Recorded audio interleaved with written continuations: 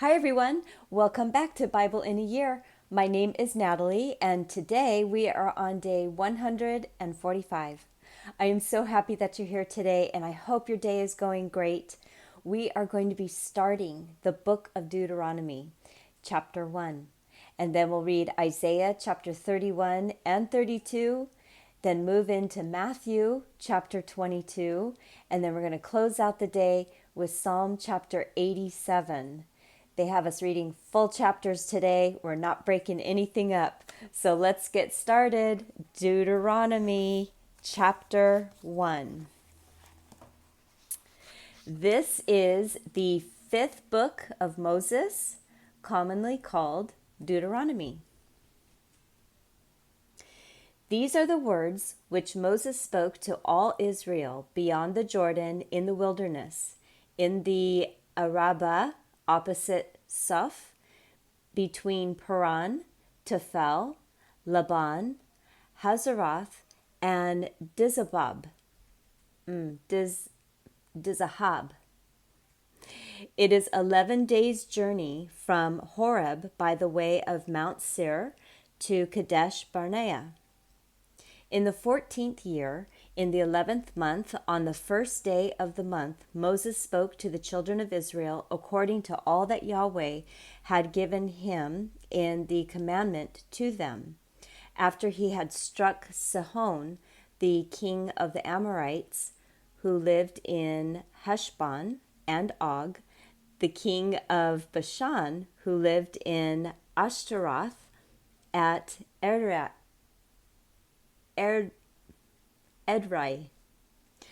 Beyond the Jordan, in the land of Moab, Moses began to declare this law, saying, Yahweh our God spoke to us in Horeb, saying, You have lived long enough at this mountain. Turn and take your journey, and go to the hill country of the Amorites, and to all the places near there, in the Arabah, in the hill country, in the lowland, in the south, by the seashore, in the land of the Canaanites, and in Lebanon as far as the great river, the river Euphrates. Behold, I have set the land before you. Go in and possess the land which Yahweh swore to your fathers, to Abraham, to Isaac, and to Jacob, to give to them and their offspring after them. I spoke to you at that time, saying, I am not able to bear you myself alone. Yahweh your God has multiplied you, and behold, you are today as the stars of the sky for multitude. May Yahweh, the God of your fathers, make you 1,000 times as many as you are, and bless you, as he has promised you. How can I myself alone bear your problems, your burdens, and your strife? Take wise men of understanding who are respected among your tribes, and I will make them heads over you. You answered me and said, The thing which you have spoken is good to do. So I took the heads of your tribes, wise and respected men, and made them heads over you, captains of thousands, captains of hundreds, captains of 50s, captains of 10s, and officers according to your tribes. I commanded your judges at that time, saying, Hear cases between your brothers, and judge righteously between a man and his brother, and his foreigner, and the foreigner who is living with him. You shall not show partiality in judgment. You shall hear the small and the great alike. You shall not be afraid of the face of man, for the judgment is God's. The case that is too hard for you, you shall bring to me, and I will hear it. I commanded you at that time all the things which you should do. We traveled from Horeb and went through all that great and terrible wilderness which you saw, by the way of the hill country of the Amorites, as Yahweh our God commanded us, and we came to Kadesh Barnea. I said to you, You have come to the hill country of the Amorites, which Yahweh our God gives to us. Behold, Yahweh your God has set the land before you. Go up, take possession, as Yahweh the God of your fathers has spoken to you. Don't be afraid, neither be dismayed. You came near to me, every one of you, and said, let's send men before us, that they may search the land for us, and bring back to us word of the way by which we must go up, and the cities to which we shall come. The thing pleased me well. I took 12 of your men, 1 man for every tribe. They turned and went up into the hill country, and came to the valley of Eshcol, and spied it out. They took some of the fruit of the land in their hands, and brought it down to us, and brought us word again, and said, it is a good land which Yahweh our God gives to us. Yet you wouldn't go up, but rebelled against the commandment of Yahweh your God. You murmured in your tents and said, because Yahweh hated us, he has brought us out of the land of Egypt to deliver us into the hand of the Amorites to destroy us. Where are we going up? Our brothers have made our heart melt, saying, the people are greater and taller than we. The cities are great and fortified up to the sky. Moreover, we have seen the sons of the Anakim there. Then I said to you, don't be terrified. Don't be afraid of them. Yahweh your God, who goes before you, he will fight for you, according to all that he did for you in Egypt before your eyes, and in the wilderness where you have seen how that Yahweh your God carried you, as a man carries his son, in all the way that you went, until you came to this place. Yet in this thing you didn't believe Yahweh your God, who went before you on the way, to seek out a place for you to pitch your tents in fire by night, to show you by what way you should go, and in a cloud by day. Yahweh heard the voice of your words, and was angry, and swore, saying, surely not one of these men of this evil generation shall see the good land which I swore to give to your fathers, except Caleb, the son of Jephunneh. He shall see it. I will give the land that he has trodden on to him and to his children, because he has wholly followed Yahweh. Also Yahweh was angry with me for your sakes, saying, you also shall not go in there. Joshua, the son of Nun, who stands before you, shall go in there. Encourage him, for he shall cause Israel to inherit it. Moreover, your little ones, whom you said would be captured or killed, your children, who today have no knowledge of good or evil, shall go in there. I will give it to them, and they shall possess it. But as for you, turn and take your journey into the wilderness by the way of the Red Sea. Then you answered and said to me, we have sinned against Yahweh. We will go up and fight according to all that Yahweh our God commanded us. Every man of you put on his weapons of war and presumed to go up into the hill country. Yahweh said to me, tell them, don't go up and don't fight, for I am not among you, lest you be struck before your enemies.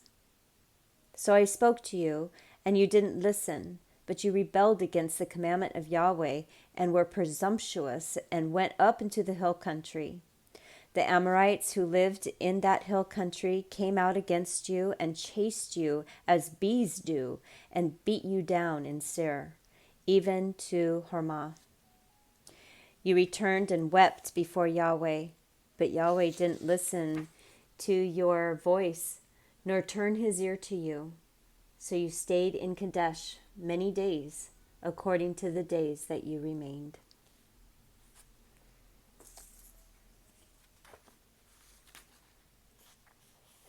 It's kind of nice to read that recap because when we were reading back in Numbers, how everything is broken up chapter by chapter by chapter, and that was just a nice summary of really everything that was going on.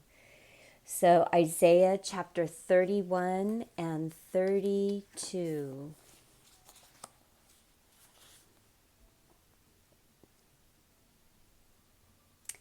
Woe to those who go down to Egypt for help and rely on horses and trust in chariots because they are many, and in horsemen because they are strong.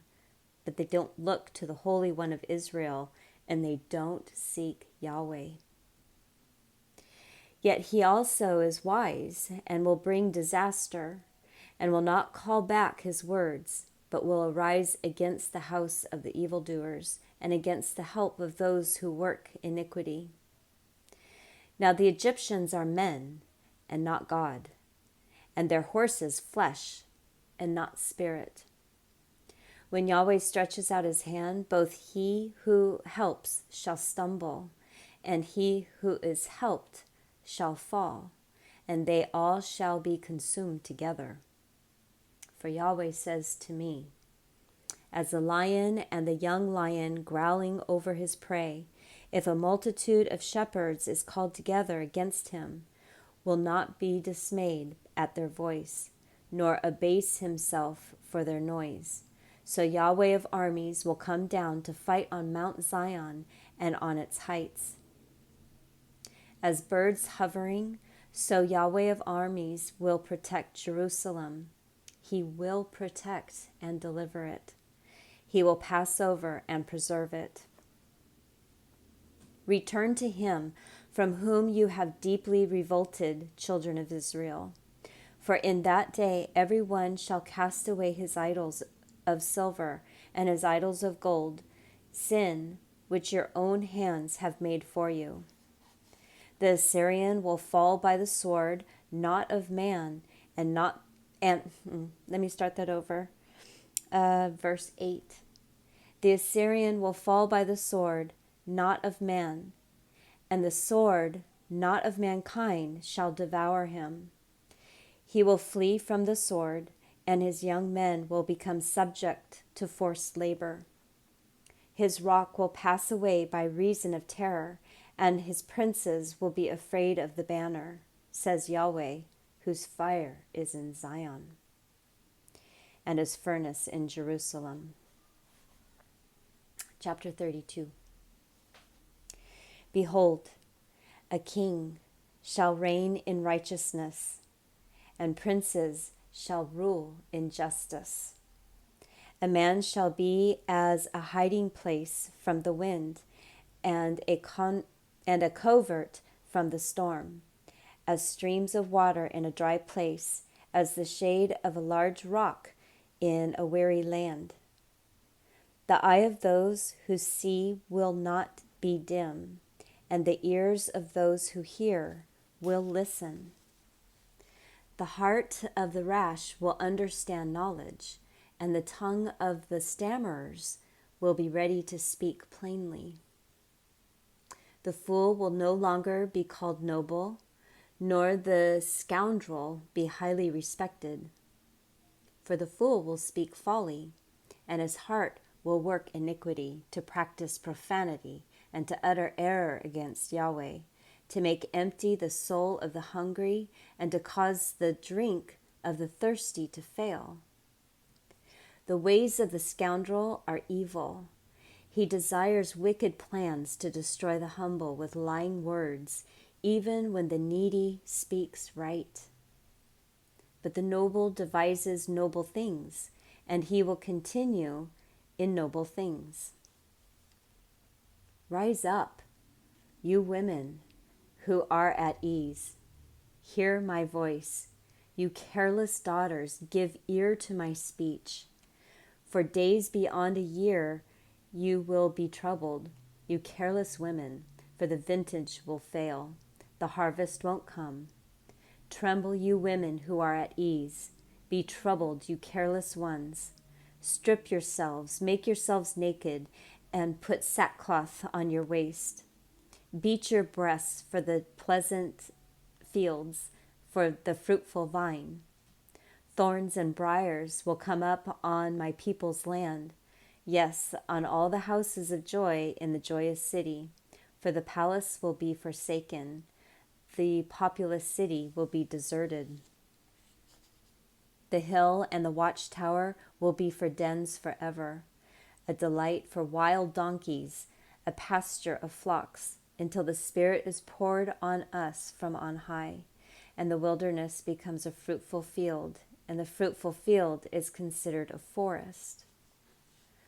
Then justice will dwell in the wilderness, and righteousness will remain in the fruitful field. The work of righteousness will be peace, and the effect of righteousness, quietness, and confidence forever. My people will live in a peaceful habitation, in safe dwellings, and in quiet resting places.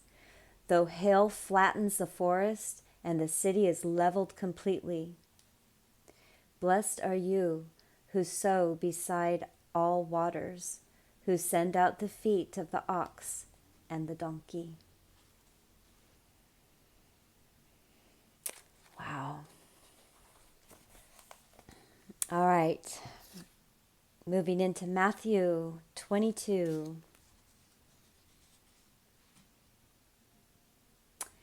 Jesus answered and spoke to them again in parables, saying, The kingdom of heaven is like a certain king who made a wedding feast for his son, and sent out his servants to call those who were invited to the wedding feast, but they would not come. Again, he sent out other servants, saying, Tell those who are invited, Behold, I have prepared my dinner. My cattle and my fatlings are killed, and all things are ready. Come to the wedding feast. But they made light of it, and went their ways, one to his own farm, another to his merchandise, and the rest grabbed his servants, treated them shamefully, and killed them. When the king heard that, he was angry, and sent his armies, destroyed those murderers, and burned their city. Then he said to his servants, The wedding is ready, but those who were invited weren't worthy. Go therefore to the intersections of the highways, and as many as you can find, invite to the wedding feast. Those servants went out into the highways and gathered together as many as they found, both bad and good. The wedding was filled with guests. But when the king came in to see the guests, he saw there a man who didn't have on wedding clothing, and he said to him, Friend, how did you come in here not wearing wedding clothing? He was speechless. Then the king said to the servants, Bind him hand and foot, take him away, and throw him into the outer darkness. That is where the weeping and grinding of teeth will be. For many are called, but few are chosen. Then the Pharisees went and took counsel how they might entrap him in his talk. They sent their disciples to him along with the Herodians, saying, Teacher, we know that you are honest and teach the way of God in truth, no matter whom you teach, for you aren't partial to anyone. Tell us, therefore, what do you think? Is it lawful to pay taxes to Caesar or not? But Jesus perceived their wickedness and said, Why do you test me, you hypocrites? Show me the tax money. They brought to him a denarius. He asked them, Whose is this image and inscription? They said to him, Caesar's. Then he said to them, Give therefore to Caesar the things that are Caesar, and to God the things that are God's. When they heard it, they marveled and left him and went away. On that day, Sadducees, those who say that there is no resurrection came to him. They asked him, saying, "Teacher, Moses said, if a man dies having no children, his brother shall marry his wife and raise up offspring for his brother. Now there were with us 7 brothers. The first married and died, and having no offspring, left his wife to his brother. In the same way, the second also, and the third, to the 7th.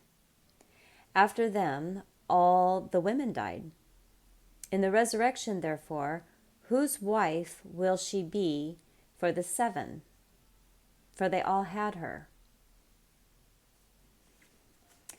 But Jesus answered them, "You are mistaken, not knowing the Scriptures, nor the power of God.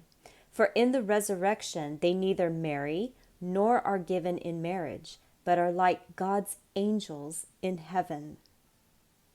But concerning the resurrection of the dead, haven't you read that which was spoken to you by God, saying,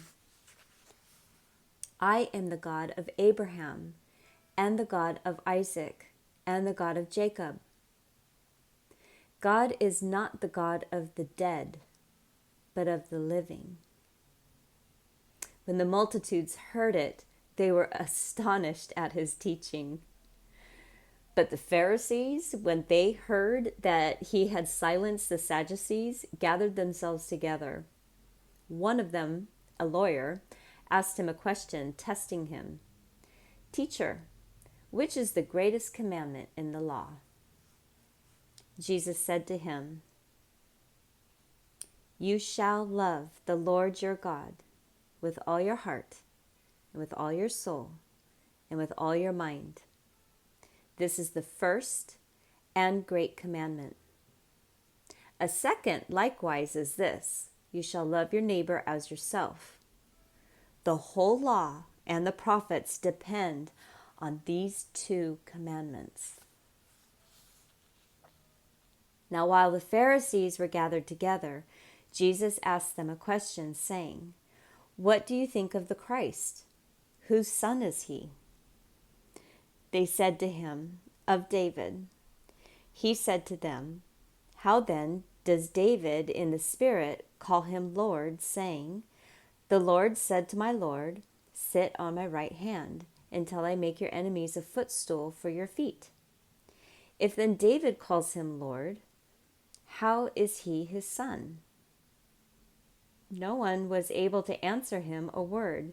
Neither did any man dare ask him any more questions from that day forward. I should say not. Oh, unless you just are a glutton for punishment and willing to be proved wrong every minute of the day. I would have loved to have read it. Okay, Psalm chapter 87. But you know what? Let's go back real quick, because the whole point of this channel that I have on YouTube are these verses. Because I feel like in today's society, politically and spiritually and socially, there are so many rules being broken. And while this channel is not meant to be political or argumentative in any way, the whole point of this channel hinges on this verse, where our verse says, when Jesus said to them, when the question was asked, which is the greatest commandment in the law? Which is the greatest command in the law of Moses, which they read and they studied and they followed? Jesus didn't say, let's see, okay, the greatest out of 10, plus we have, all the sacrifices and the new moons and everything that we have been studying in Numbers and, Exodus and everything that was required. It's a big question. Which is the most important? And what does he go to? He goes to love. Love God with all your heart and your soul and your mind. And then, oh, by the way, love people. And if we love, if we have that love within us, all the other laws will fall into place. If we are loving people with our heart and our minds and our soul, we are less likely to murder. We're less likely to lie. We're less likely to covet and wish for things that they have and we don't. If we love God with our heart and our soul and our mind, we're less likely to be miserable in financial distress. We're less likely to be ungrateful. Love is the answer. And I don't want to sound all hippie. It's not hippie. It's the greatest commandment that Jesus said we could do. And everything else will fall into place. So, there you have it. Could it be the meaning of life? Did this channel just give everybody the meaning of life? The most common question. Okay, Psalm chapter 87. There we go. Oh, it's a short one. Okay, here we go. This is a psalm by the sons of Korah, a song. His foundation is in the holy mountains. Yahweh loves the gates of Zion more than all the dwellings of Jacob. Glorious things are spoken about you, city of God. I will record Rahab and Babylon among those who acknowledge me. Behold, Philistia, Tyre, and also Ethiopia. This one was born there. Yes, of Zion it will be said, this one and that one was born in her. The Most High himself will establish her. Yahweh will count when he writes up the peoples. This one was born there.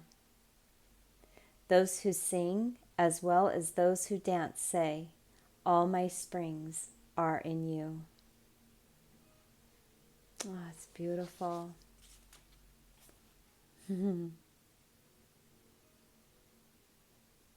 It says here that Rahab is a reference to Egypt.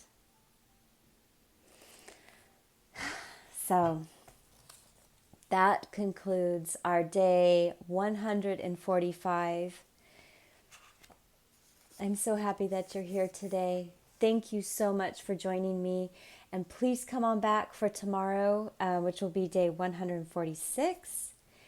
If you do like this channel, could you do me a really quick favor? Share the videos to people who might enjoy hearing it. It is very difficult for us to find time to sit down and read the Bible. And so this might be a good way to hear the Word of God, to hear and know God, and to hear and know Jesus, and then also to hear the history while you're driving to work, while you're shopping in the grocery store, while you're at the park watching your kids on a swing set. You know, sometimes it's just easier when we are so busy in these days to just listen. So share the videos if you think you know somebody that might enjoy hearing it. And of course, subscribe and like and all that silliness. So thank you again for joining me. I will see you tomorrow. Have a great day, everybody. Bye.